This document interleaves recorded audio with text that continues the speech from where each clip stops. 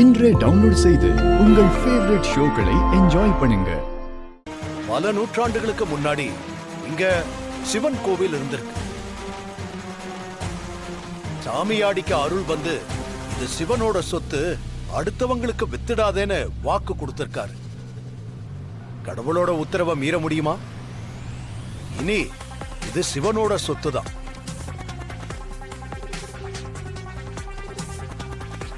நம்ம ஊர் பெரியவங்க, ஜனங்க, என் குடும்பத்தை சேர்ந்தவங்க, இப்படி எல்லாரும் இங்க கூடி இருக்கீங்க.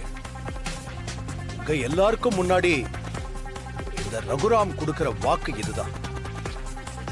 எங்க குடும்பத்துக்கு சொந்தமான இந்த பூர்வீக இடத்தை சிவன் பேரால ஒரு ட்ரஸ்ட் நிறுவி அந்த ட்ரஸ்டுக்கே இனாமா எழுதி கொடுத்துடலான்னு நான் முடிவு பண்ணிருக்கேன்.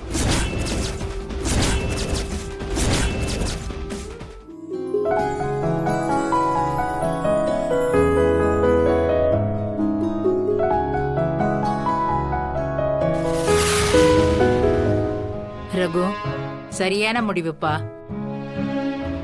இவருக்கு இதே வேலையா போச்சு. வீட்டுல இருக்கிறவங்களுக்கு ஒன்னும் செய்யறதில்ல, அப்படியே ஊருக்கு உபதேசம் பண்றது. ஐயா, என்னங்கய்யா சொல்றீங்க?